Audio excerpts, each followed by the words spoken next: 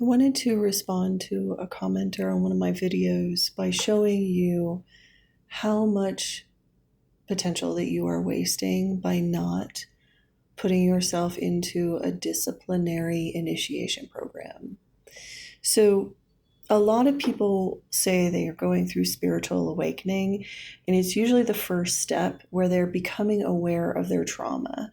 They're becoming disillusioned or basically aware of how they got into their own trauma archetypes and how they got into their own defeatist attitudes.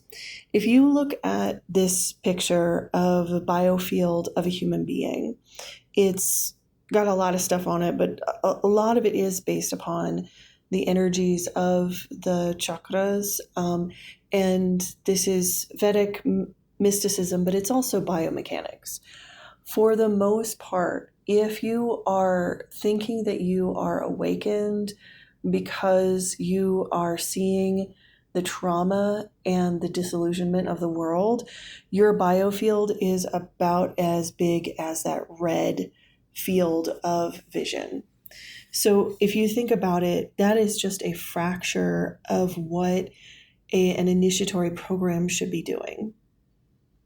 The big part of an initiatory program is, number one, to get you into a space to realize that you do not understand reality, and you need to first of all face yourself, which is the first step. You need to face your trauma archetypes. Second step. Number three, you also need to heal those archetypes, which a lot of people are not doing online because they're just wallowing in the trauma. They're not actively taking a ritual or metaphysical steps to heal that trauma. And number four, they're not building new structures on top of healed archetypes. So their biofield of reference is a very, very small field.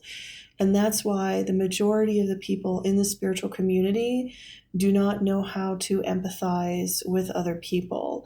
They don't know how to train other people except to do to others what was done to them. They only know their own frame of reference, and they don't understand other people's unique initiatory path. They have an inability to really fully understand how to build a new world after awakening.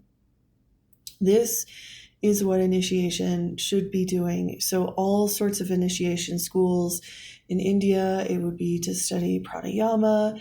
In Germany, Scandinavia, it's the runic initiation programs where you undergo reconstruction and deconstruction of the mind and the soul to rebuild one's own inner Yggdrasil through a runic program, and that it takes time. The beginning step, my first initiatory program, takes a year and a half, and it is a daily practice where you need to be galdering runes first thing when you wake up in the morning and before you go at night, because it's programming your subconscious. If you don't do that and you don't develop that discipline, in India they call it sadhana. It's the rituals of discipline to expand your consciousness. If you don't do those rituals on a daily basis, you're not going to expand your awareness, and you're going to seem enlightened to people who have no concept of self. That's it. But to the rest of us who have done the work, you're going to seem like a child. And I think that's why a lot of people who are real initiates, they kind of stay offline, because I think they're just kind of fed up with trying to convince people that they have a long way to go. And a lot of people think, oh, I've been doing, yoga for a year, or I've been doing some sort of initiatory program for a year, and I've fully restructured my consciousness, and I'm, and they talk about manifesting a new life, and you are just refitting into the capitalistic structures. That's all. You're adapting. When you are in a small field of reference, which means you are only aware of your trauma archetypes, What you are is highly adaptable to trauma. That's not a bad thing. It's a good step. It's a good step. But are you helping anybody else? That's key. So this is why a lot of people in our spiritual community really have only done the first two steps. One is to be aware that they are unaware, and number two, to become aware of their own trauma archetypes and their own self-sabotaging belief systems. And they're not going further because they're not utilizing the discipline of what it would take to do an initiatory program. And this is why you can tell who is somebody you need to learn from is somebody who is doing the work and how long they've been doing the work. Have they been doing daily rituals for longer than 10 years?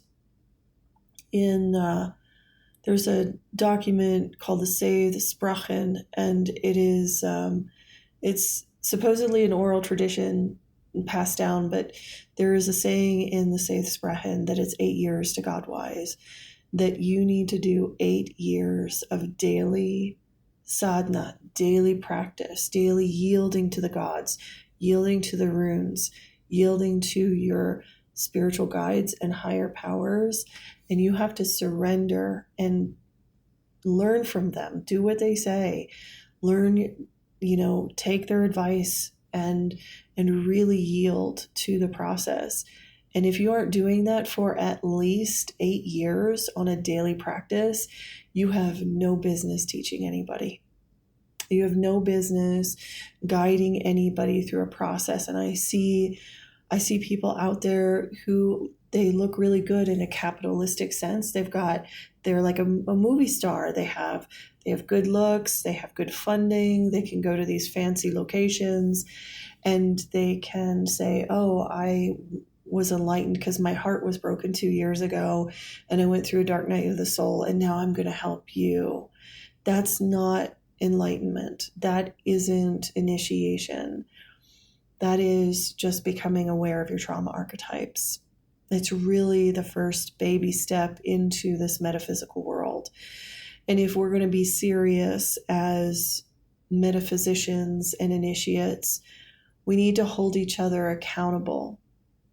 And it doesn't mean that I sit here and I bash specific people, but you need to know that they are the first step on the road.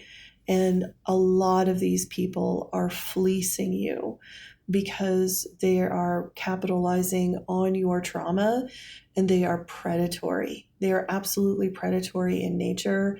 They are fleecing you of your money, your time, and your energy, and they're locking you into trauma archetypes. One of the ways in which you can know that you are on the initiatory path, number one, you have to go through a dismemberment phase. Everybody does. So you're going to have a lot of bad luck in the beginning. But there's a point where the bad luck just kind of evens out and you're kind of at peace.